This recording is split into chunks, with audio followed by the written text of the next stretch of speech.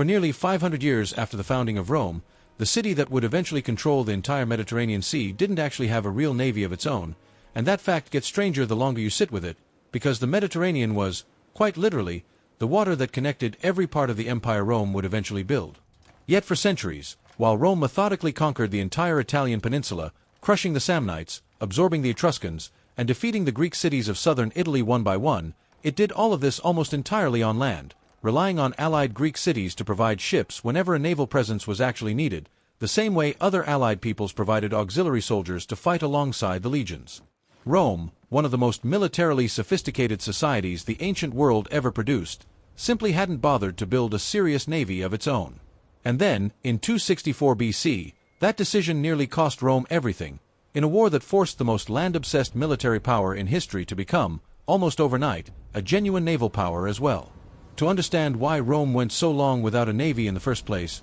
you have to understand what kind of power Rome actually was for most of its early history, and where its ambitions were actually pointed. By the early 3rd century BC, Rome had completed its long, grinding conquest of the Italian peninsula, a process that took generations and unfolded almost entirely through land campaigns, legions marching against rival Italian peoples, absorbing territory piece by piece through conquest, alliance, and colonization. Everything about how Rome expanded during this period was built around the legion, around marching armies overland to wherever the next conflict happened to be, and for a power whose ambitions were fundamentally continental, fixed on controlling the Italian peninsula itself rather than projecting influence across open water, a navy simply wasn't a priority worth the enormous cost of building one. There was also a simple, practical geographic logic behind this neglect. Rome sat roughly in the center of the Italian peninsula, and for most of its early wars, the fastest and most reliable way to move an army from one conflict to the next was simply to march it overland, rather than dealing with the considerable administrative complexity,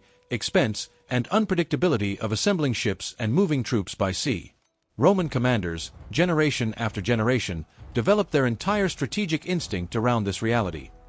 When there was a problem, you sent the legions marching to it. The sea, for a power thinking this way, was largely irrelevant to how wars actually got won.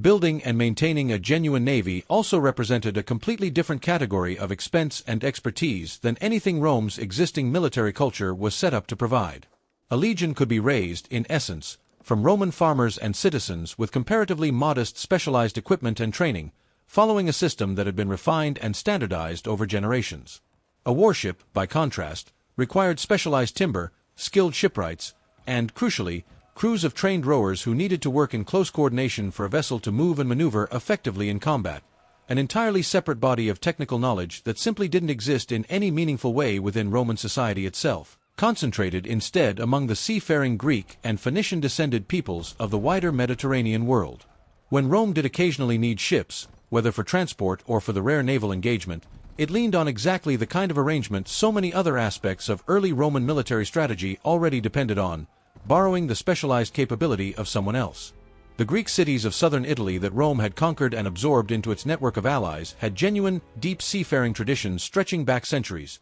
tracing their own origins to Greek colonization efforts that had settled that stretch of the Italian coast long before Rome ever extended its authority that far south, and under Rome's system of alliances. These cities were expected to provide ships and naval expertise when the situation called for it, in much the same way that Gallic or Numidian allies would later provide Rome with cavalry it didn't particularly want to build and train on its own. This arrangement worked well enough for a very long time, because Rome, for centuries, simply never needed to fight a war where naval power was the decisive factor.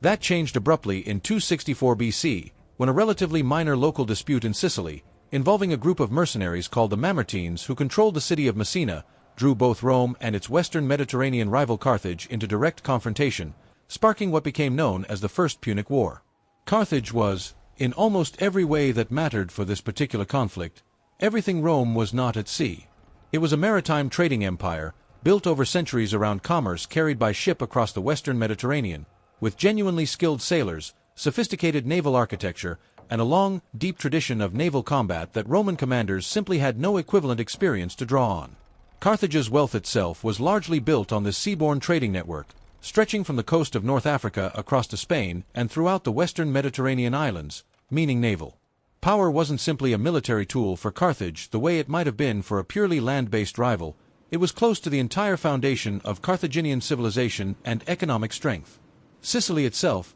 the actual territory both sides were fighting over, was an island, meaning any serious, sustained effort to control it inevitably required controlling the surrounding water as well, something Rome, a land power through and through, had almost no practical capability to do.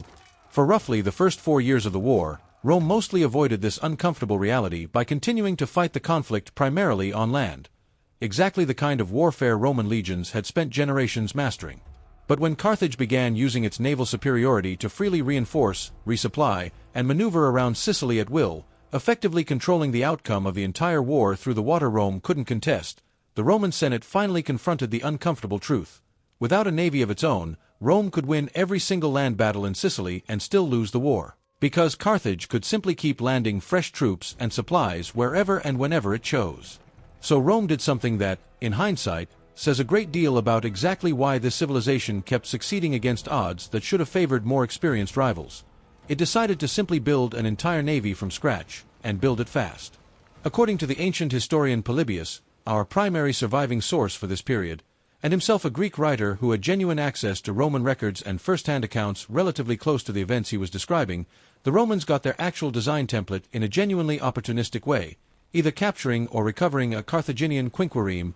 a large, sophisticated class of warship that represented the cutting edge of naval engineering at the time, that had run aground or been stranded in Roman-controlled waters. Rather than attempting to design their own warship from first principles, a process that would have taken years Rome simply didn't have, Roman engineers essentially reverse-engineered this single-captured enemy vessel, using it as a direct blueprint to mass-produce an entire fleet of nearly identical ships. It's worth pausing on exactly what a quinquereme actually was, since the name itself caused confusion even among later historians. For a long time, the name was assumed to refer to 5 separate decks of oarsmen stacked on top of one another, an interpretation that, on reflection, makes little practical engineering sense given the physical limits of how high a wooden hull could realistically be built while remaining stable and maneuverable. 20th-century naval historians and archaeologists eventually settled on a more plausible explanation, that the name instead referred to 5 files, or rows, of oarsmen positioned along each side of the vessel, some rowing from a single or with multiple men pulling together, a design that allowed a genuinely large, powerful warship without requiring the physically implausible 5-deck stacking that earlier, more literal interpretations had assumed. The speed of this effort was, by ancient standards, almost absurd. Historical accounts describe Rome constructing something on the order of 100 quinqueremes, plus additional smaller vessels, in a matter of months rather than the years such a large-scale naval building program would typically require, an achievement that reveals just how effectively Rome could mobilize its resources and organizational capacity once it had actually decided a problem needed solving. Since a quinquereme required, by some estimates, several hundred rowers alone to operate, this construction program also demanded finding, however hastily, enormous numbers of men willing or compelled to row these new ships, a workforce drawn substantially from ordinary Roman and Allied citizens with little to no prior seafaring background, trained, according to some ancient accounts, using mock rowing benches set up on dry land, men practicing the coordinated motions of rowing before the actual ships were even fully constructed, a detail that captures just how much of this entire naval program was being built simultaneously from the ground up, personnel and hardware alike, rather than assembled from any pre-existing foundation of expertise. This wasn't naval tradition or inherited maritime skill, this was raw industrial-scale determination, applied to a problem Rome had simply ignored for centuries, suddenly compressed into an emergency timeline measured in weeks and months rather than generations. But building the ships was only half the problem, because a fleet of warships is worthless without crews who actually know how to fight naval battles, and this is where Rome's genuine inexperience threatened to undo the entire crash construction program. Carthaginian sailors had generations of accumulated skill in exactly the kind of complex naval maneuvering that decided ancient sea battles, tactics like the periplus, sailing around an enemy formation to attack from an unprotected angle, or the deepplus, driving directly through gaps in an enemy line to ram vulnerable ships from behind, maneuvers that required years of practiced coordination between rowers, helmsmen, and officers to execute effectively in the actual chaos of battle. Rome, having essentially no equivalent naval tradition of its own, had no realistic way to train crews to match that level of sophisticated seamanship in the short time available before the war would inevitably force these new fleets into combat. Rome's solution to this problem was one of the most genuinely clever pieces of ancient military improvisation in the entire historical record. Rather than trying to beat Carthage at a game Rome had no experience playing, Roman engineers essentially changed the rules of the game itself. They designed a device called the corvus, Latin for crow or raven, likely named for the way its spiked underside resembled a bird's beak driving down into its prey, a heavy boarding bridge, roughly 20 feet long with a large curved iron spike on its underside, mounted on a pivot near the bow of a Roman warship and raised upright by ropes and pulleys until the moment of contact with an enemy vessel. When a Carthaginian ship came within range, Roman crews would drop the corvus down onto the enemy deck, the iron spike driving in and anchoring the two ships firmly together, at which point the entire naval battle Carthage had trained for centuries to fight suddenly transformed into something completely different, a boarding action, where armored Roman legionaries could charge directly across the bridge and fight exactly the kind of close-quarters infantry engagement the legion had already perfected on land. The corvus was, in effect, Rome refusing to lose a fight by insisting on fighting a different fight entirely. Carthage's centuries of naval expertise in maneuvering, ramming, and outflanking enemy ships became largely irrelevant the moment a Roman vessel managed to lock onto an enemy ship and turn the engagement into hand-to-hand combat, precisely the one form of warfare Roman soldiers already dominated more thoroughly than almost anyone else in the ancient world. At the Battle of Mylae in 260 BC, Rome's first real naval victory of the entire war, a fleet under the command of Gaius Duilius used this new device to devastating effect, capturing dozens of Carthaginian ships in a battle that should have favored the far more experienced Carthaginian navy by every conventional measure of naval skill. The scale of that early victory was significant enough that Duilius was honored back in Rome with a commemorative column, the columna rostrata, decorated with the captured prows, or rostra, of enemy ships, a lasting public monument to a battle that must have felt, to contemporary Romans, like proof their new and improvised navy could genuinely compete with the most experienced maritime power in the western Mediterranean, and Duilius himself was reportedly granted the unusual lifelong honor of being escorted home through the city each evening by torchlight and music, a mark of just how significant this first naval triumph felt to a Rome still uncertain whether its hastily built fleet could really hold its own. A few years later, at the enormous Battle of Ecnomus in 256 BC, Rome pushed this improvised naval strategy even further, assembling what ancient sources describe as one of the largest naval battles in history up to that point, with several hundred ships and well over 100,000 men involved on both sides combined, figures that, even allowing for likely ancient exaggeration, suggest a genuinely massive clash. Rome's fleet at Ecnomus was organized in an unusual wedge-shaped formation specifically designed to protect the vulnerable troop transports carrying legions meant to invade North Africa directly, while still allowing the corvus-equipped warships to engage and neutralize the more experienced Carthaginian fleet attempting to intercept them. Another example of Rome adapting an unfamiliar form of warfare to serve a fundamentally land-oriented strategic goal, using naval victory not as an end in itself but as the necessary means of getting legions safely onto enemy shores.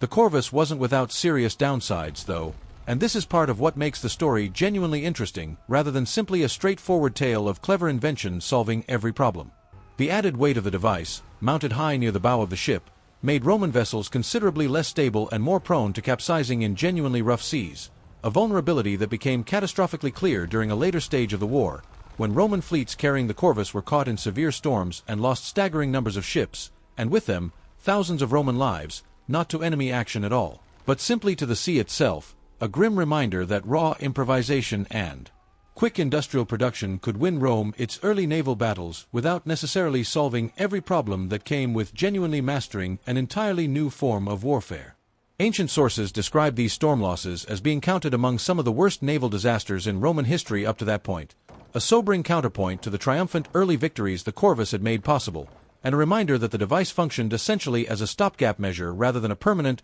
cost-free solution to Rome's underlying inexperience at sea. Over the following years of the war, though, something genuinely important happened beneath the surface of these individual battles and disasters. Rome was actually learning. Roman crews, forced by the sheer scale and duration of the conflict to spend years actively fighting at sea, gradually accumulated real seamanship and tactical naval experience of their own, developing faster, more seaworthy ship designs and growing increasingly capable of fighting and winning conventional naval battles through skilled maneuvering and ramming, the very tactics Carthage had once held an overwhelming advantage in, without needing to rely so heavily on the corvus at all. This gradual, hard-won accumulation of naval expertise mirrors, in its own way, the same pattern of adaptation under pressure that would show up again and again throughout later Roman military history, whether in the eventual, reluctant embrace of heavy cavalry centuries later, or in countless smaller tactical adjustments made in response to whichever enemy happened to be exposing a particular Roman weakness at any given moment. By the war's final major naval engagement, the Battle of the Aegates Islands in 241 BC, Roman fleets decisively defeated Carthage's navy using more agile, better-handled ships and genuinely improved seamanship, a victory so complete it finally forced Carthage to sue for peace, ending the 23-year war in Rome's favor. Modern underwater archaeology has actually confirmed details of this final battle in a genuinely remarkable way, with bronze warship rams and other wreckage recovered from the seabed off the coast of Sicily near where the Aegates battle was fought. Physical evidence surfacing more than 2,000 years later that has allowed historians to verify and refine exactly what ancient authors described from second-hand accounts and earlier written sources. The peace terms Rome imposed reveal just how seriously this newfound naval reality had reshaped Roman strategic thinking. Among the conditions forced on defeated Carthage was a requirement that it maintain no warships in what Rome now considered its own waters, an unmistakable signal that the land power which had entered this war with essentially no navy at all now viewed control of the surrounding sea as something worth explicitly denying to a defeated rival, a strategic priority that simply wouldn't have made sense to a Rome from a generation earlier. Sicily itself became Rome's first overseas province as part of these terms, an early sign that Rome's understanding of its own empire was already beginning to expand beyond the Italian peninsula into territory that could only be reliably held and administered by a power with genuine naval reach. It's worth noting, too, that Rome's relationship with its own navy remained genuinely inconsistent even after this dramatic wartime buildup, a detail that complicates any simple story of Rome permanently solving its naval weakness once and for all. During the Second Punic War against Hannibal a generation later, Rome's navy played a real but comparatively quieter strategic role compared to the enormous, famous land campaigns fought across Italy and Spain, helping secure supply lines and prevent effective Carthaginian reinforcement by sea, work that mattered enormously to the eventual outcome of the war, but that rarely gets the same attention in popular retellings as Hannibal's dramatic crossing of the Alps or the catastrophic Roman defeat at Cannae. Notably, Hannibal himself, commanding what had once been the preeminent naval power of the western Mediterranean, largely abandoned any serious reliance on Carthage's fleet during his own invasion of Italy, a striking reversal from the earlier war, and one that some historians read as an implicit acknowledgement of just how thoroughly Rome's naval position had solidified in the intervening years since the Corvus first turned the tide at Mylae. Rome's investment in naval power over the following centuries would also continue to ebb and flow depending on the specific strategic problem of the moment, rather than settling into the kind of permanent, deeply institutionalized priority that land warfare and the legion always represented for Roman military culture. Later in Roman history, naval concerns shifted from fighting rival Mediterranean powers to smaller, more localized issues like suppressing piracy, most famously during the campaign led by Pompey the Great in the 1st century BC, who was granted sweeping, extraordinary authority specifically to clear pirate fleets that had grown bold enough to threaten Rome's own grain supply routes. A genuine crisis that again forced Rome to mobilize naval resources rapidly in response to an immediate, practical problem rather than out of any long-standing tradition of maintaining naval strength as a matter of course. Pompey's campaign, remarkably, is recorded as having cleared the Mediterranean of large-scale organized piracy in a matter of months rather than years, a level of speed and effectiveness that echoes, in its own way, that same earlier pattern of Rome mobilizing rapidly and decisively once a genuine naval threat had finally gotten serious enough to demand it. The most famous later chapter in this story of Rome's on-again, off-again relationship with naval power came decades after Pompey, at the Battle of Actium in 31 BC, when the fleets of Octavian, the future Emperor Augustus, decisively defeated the combined forces of Mark Antony and Cleopatra in a naval engagement that effectively decided who would control the entire Roman world, ending the long, brutal cycle of civil wars that had consumed the Republic's final decades and beginning the age of the Roman Empire outright. It's a genuinely striking bookend to the story. The same civilization that had entered the First Punic War 2.5 centuries earlier without any meaningful navy at all now found the fate of its entire political future decided in a single, massive naval battle. Proof of just how completely Rome's relationship with the sea had transformed since those first desperate months of reverse engineering a stranded Carthaginian warship. Under Augustus and the emperors who followed him, Rome finally established something it had never really maintained before: permanent, standing naval fleets, based at ports like Misenum and Ravenna, tasked primarily with keeping Mediterranean shipping lanes safe and secure rather than fighting the kind of large-scale naval battles against rival powers that had defined the Punic Wars, since by this point in Roman history, There simply wasn't another Mediterranean naval power left capable of seriously challenging Rome's dominance of the sea it had once so thoroughly neglected. The larger lesson embedded in this entire episode says something genuinely important about how Rome kept succeeding against opponents who, on paper, often had centuries of relevant experience Rome itself completely lacked. Rome didn't win the First Punic War at sea because it was naturally, inherently a great naval power. It very obviously wasn't, not for the first 4 years of the war and arguably not for a while even after that. Rome won because, once circumstances forced the issue, it was willing to build an entirely new capability from nothing, learn brutally fast through repeated trial and genuine disaster, and, crucially, find a way to bend an unfamiliar form of warfare back toward the one thing Roman soldiers already did better than almost anyone else in the ancient world: standing on a deck or a battlefield, and fighting hand to hand in disciplined, coordinated formation. The corvus eventually fell out of use later in Roman naval history, once genuine seamanship had made it largely unnecessary, but the underlying pattern it represents, a civilization confronting a weakness it had simply never bothered to address, and solving it not through inherited tradition but through sheer improvisational determination, would repeat itself again and again throughout the rest of Roman history, on water and on land alike, a republic and later an empire that rarely started out as the most naturally gifted power at any given kind of warfare, but that consistently proved willing to learn, adapt, and rebuild itself, however painfully, whenever an enemy exposed exactly where its weaknesses actually were, right up until, centuries later, a single decisive naval battle off the coast of Greece would end up deciding the entire future shape of the Roman world itself.